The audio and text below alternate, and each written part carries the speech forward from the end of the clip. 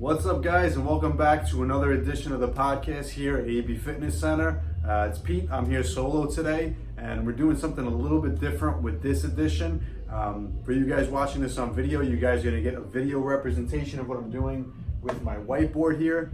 If you guys are just listening to this episode, just follow along with me. I'll try to walk you guys through this. And you guys have I'll create kind of a visual for you guys to follow. But today we're basically talking about the secret to all diets. So if any of you guys are familiar with what we do here, nutrition-wise, we're very, very big on talking about flexible dieting and using a diet as a lifestyle tool and not some type of short-term thing that you use to lose body fat for a short period of time and inevitably gain that body fat back. So I'm gonna go over exactly how all diets work and why some may be better than others and how they all have one thing in common. And what I'm going to do is map that out for you guys right here. So in the middle of my graph here, for anybody that's not watching this, I have one box and it's surrounded by multiple other boxes. So that one box in the middle right here is going to be the secret to all these diets. And that right here is calorie deficit. So calorie deficit. I have horrible handwriting for any of you guys watching this. If you're listening, you don't need to see the handwriting, but in the center box, we have calorie deficit.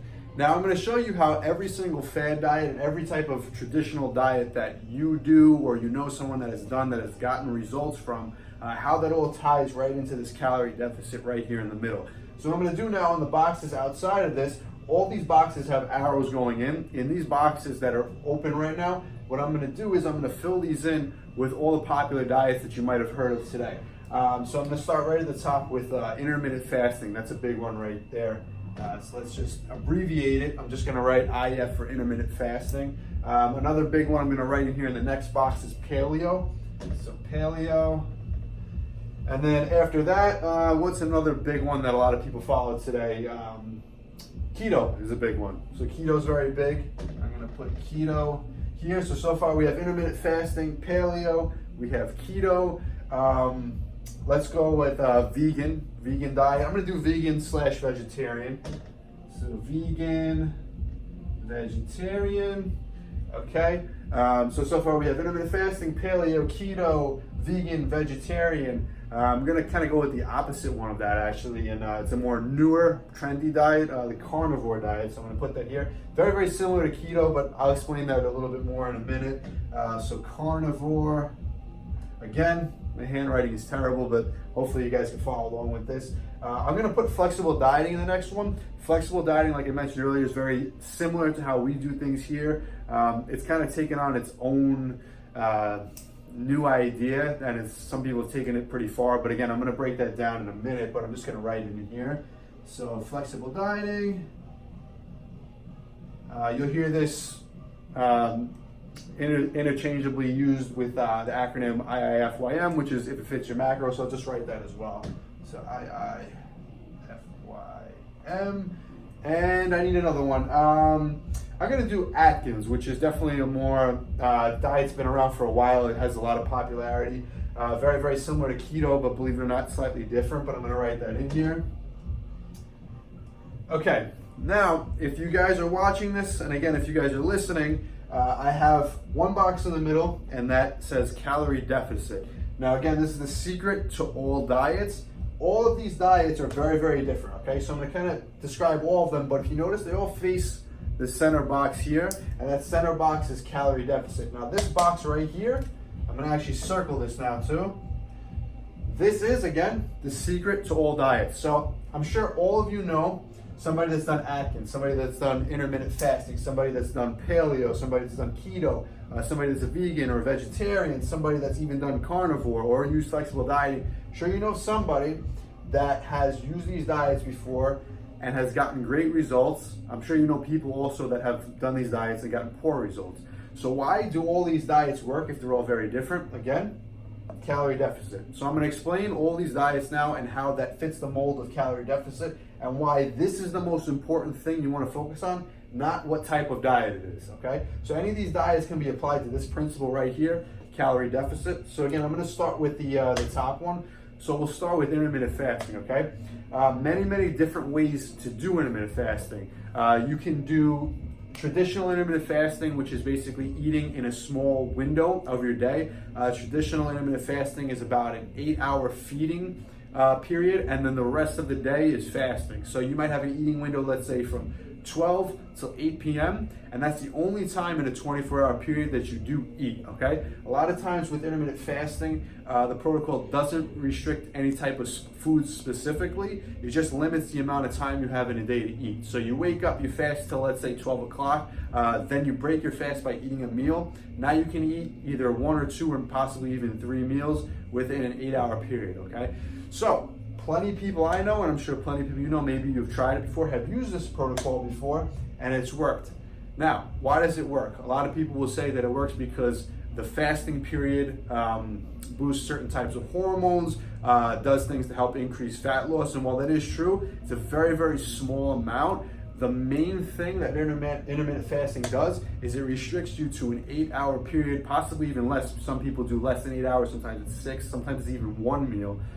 It restricts you to that time of feeding, and it's much harder to overeat calories in an 8-hour period as it is when you could eat 24 hours a day. So just restricting the amount of time you allow yourself to eat restricts total calories and creates this right here, calorie deficit. So that's the main reason why intermittent fasting works.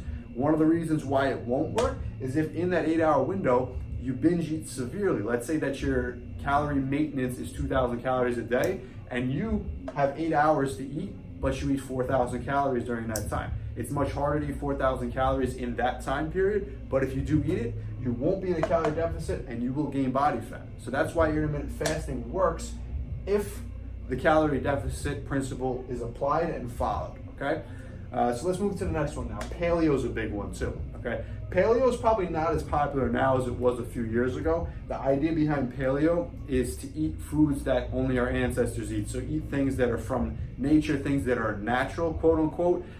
So things that our ancestors didn't eat back then, you shouldn't be eating now. That's the theory behind it. And well, it does promote a lot of health benefits when we're talking about actual weight loss.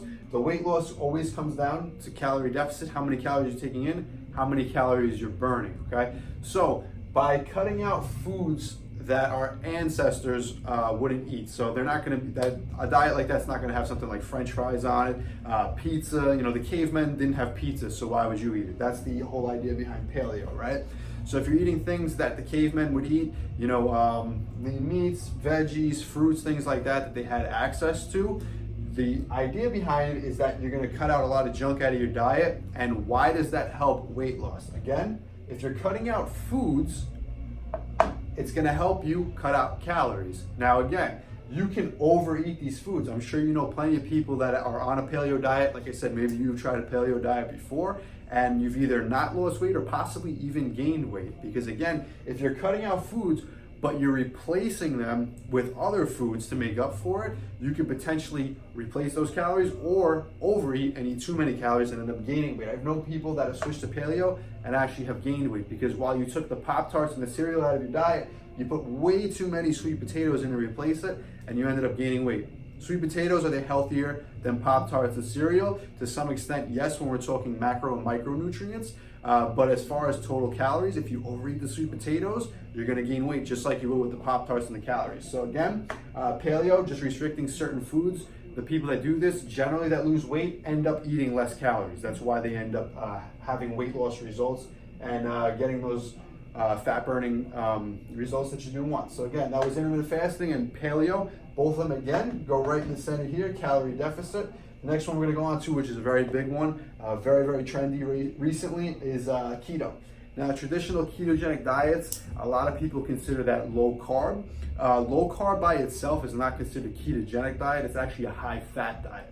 So the goal behind keto diet is to pretty much eliminate starchy carbs completely, have very little to no carbohydrates, have a diet very high in fat and low to moderate protein. A lot of mistakes people make with keto is they eat too much protein and they're not actually in a state of ketosis, so it's not a ketogenic diet. But that's not what this video is about, so I don't want to go too in detail with that. But what I do want to cover is how does keto lead to weight loss? Again, a very big thing that people believe when it comes to a ketogenic diet is putting your brain and body in a state of ketosis burns primarily fat for energy instead of carbohydrates. While this is very, very true, and that does help some people stick to the diet, it does help a lot of people with being more satiated with the diet. It does help with adherence to the diet, which are all very, very important things. But what does that help in turn? When you cut out all those carbs, if you're cutting out the carbs and you're not replacing it with extra calories, you're eating less calories and you're putting yourself in a calorie deficit, okay? So again, these 3 diets right here all lead to a calorie deficit if done correctly. If done incorrectly, and I've seen this done before, if you go crazy by saying, okay, I can eat fat now because I'm not eating carbs, and you eat too much fat, if you have too much bacon, if you have too much peanut butter, too much butter in general, avocados, anything with too much fat, too many eggs, those calories are gonna add up. If you were eating 2,000 calories before, then you switch to keto, cut all the carbs out, but are eating 4,000 calories, you're not gonna burn body fat. You're just eating too many calories, okay? So once that fits in the box of calorie deficit right here, you will see results and you will achieve weight loss and your goals.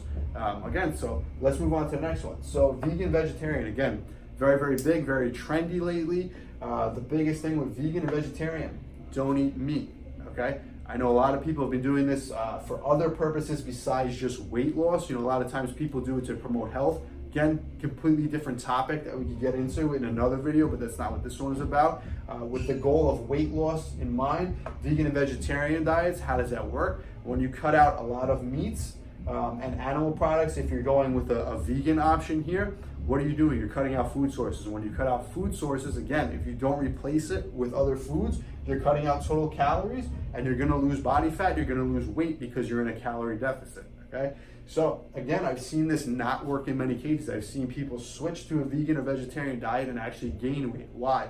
Because they stopped eating chicken, they stopped eating beef, they stopped eating fish, right? And then they started replacing it with other things. They started replacing it more with rice, beans, avocados, tons and tons of peanut butter recipes, and just adding peanut butter, nut butter, almond butter to many different foods. What happens then, if you replace chicken and put a lot more peanut butter into your diet, your calories didn't go down, your calories went up, okay? And you might be saying to yourself, wow, I cut out meat, I started eating much more clean, much more healthy, everything is vegan, everything is vegetarian. Why am I not losing weight? Why am I even gaining weight? Because again, calories went up. If your calories are not down, if you're not in a calorie deficit, you're not gonna lose weight. It's just simple. There's no way around that, okay? This has to be in place for any of these diets to work. And if it's not in place, it doesn't matter if you're following these diets, you're still gonna gain weight, okay? So let's go to the other one. This one's a complete opposite here, carnivore diet. This one's very, very new, very, very trendy, kind of a combination of keto and the opposite of vegan vegetarian. This diet is kind of anti-vegan vegetarian. They said instead of cutting out animal products, we're gonna cut out anything but animal products. And we're only gonna eat animal products, we're only gonna eat steak, we're only gonna eat eggs, we're only gonna eat fish. So basically that right there eliminates pretty much all carbohydrates completely, and it's a diet mostly in protein and high in fat as well, okay? So again, cuts out a completely different food group than these other ones over here. But what ends up happening, if you're cutting out all carbs, if you're not eating any carbs and you're just eating protein and fat, you cut out one of 3 macronutrients, okay? That's 1/3 of the typical diet right there, cut out completely. So what'll happen? You reach a calorie deficit and you end up losing weight, you end up losing body fat. Why this wouldn't work? Again, if you're eating too many carbs, if you're taking out carbs and you're eating too much protein and you're eating too much fat, you're inevitably gonna eat too many calories. It's very easy to cut out carbs and then say, okay, I'm gonna have as much steak and as much eggs as I want. Steak and eggs, very, very calorie dense foods, a lot of protein, but a lot of fat too. Those calories add up pretty quick. If you eat too much steak, if you eat too much beef, too much chicken, too much eggs, if those calories go above your maintenance, you're not gonna gain weight. So if you go on a carnivore diet, you cut out carbs, you just eat protein and fat, and you under-eat in calories, you're gonna lose weight. So what's the next one right here? Flexible dieting, or if it fits in macros.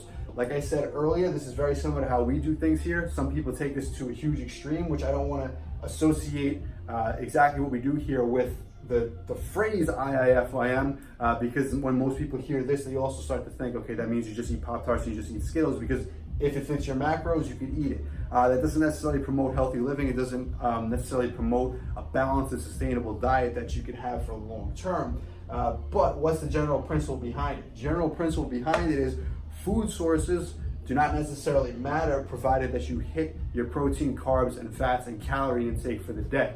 Now, why would this work? Again, if you take any food you want and you eat in a calorie deficit, if you hit your protein, your carbs, and your fats, and you create a calorie deficit, you will lose weight, you will lose body fat, okay? So if your maintenance calories are 2,000 calories a day and you're eating 1,500 calories and it's coming from whatever food sources you want, you will lose weight because of the energy balance, okay? If you're burning more calories than you take in, it doesn't necessarily matter where that food source comes from. While many people would argue that and promote one of these other diet options, there are minute details that go into the food sources you eat. But again, at the end of the day, if it's underneath the amount of calories you're burning, you're gonna net weight loss. It's just the way it works, okay? So the last one will come here. So Atkins, very, very similar to keto. I'll just touch on this one quickly. Atkins, same idea, very, very low to no carbohydrates, higher in fat, moderate in protein here, okay? Keto is super high in fat. Atkins, the ratio is a little bit different. It's a little more protein, a little less fat, the same concept. You could basically, I'm just gonna write low carb here for this one, so low carb. Basically Atkins low carb diet. Again, cutting all carbs out creates that calorie deficit right there. You guys should have the point by now how this works, okay? So, why are we focusing so much on calorie deficit here? It's to show you guys that none of these diets are necessarily better than the other. A lot of times people will argue, okay, paleo is better, keto is better, this is better, that's better. I'm all for any of these diets. You guys could follow any of these and still get the same exact results provided you hit this calorie deficit right here, okay? If you're hitting your protein, carbs, and fat goals for the day, and you're doing it with whatever foods you want, you're gonna reach calorie deficit, okay? If you cut out carbs, but your total calorie intake is the same and you follow a ketogenic diet or an Atkins diet, the carnivore diet, you cut out carbs, same amount of calories, you're gonna be taking in the same total calories, burning the same total calories, you're gonna net the same amount of weight loss, okay? There's different reasons to do these different diets depending how well they work with your lifestyle, how sustainable they are for you. So while for you, from a sustainability standpoint, keto might not work better, but for somebody else, it might work better. The best diet for you, and the secret to all these diets, is picking which one of these works for you and making sure you hit that calorie deficit. So why do we promote this one right here? Because we're not forcing you to restrict anything that you might want to eat on a daily basis, okay? I like carbs, so I'm not gonna cut them out completely, but if I create a calorie deficit while still eating carbs, I will still drop body fat, okay? I've done it time and time again. There's nothing wrong with carbs, there's nothing magical about any of these other diets. So I'm not gonna pick one of these diets if it's not gonna help me, okay? If it's not gonna add anything to my diet, it's not gonna make it better, if it's not gonna make my lifestyle easier, if it's not gonna help me stick to the diet, I'm not gonna do it. Let's say intermittent fasting works for you because you just like to eat larger meals in a shorter period of time that helps you stay under your calories, perfect, go for it. So you guys can pick any of these diets here. If you don't have a preference, I always recommend just going with flexible dieting because all you have to do at that point is make sure you hit your protein, carbs, and fats, and you're not forcing yourself to be restricted by any of these here, okay guys? So that's it for today. This is the secret to all diets, and what is it? Calorie deficit right here. That's all we got for you today. I will see you guys in the next one.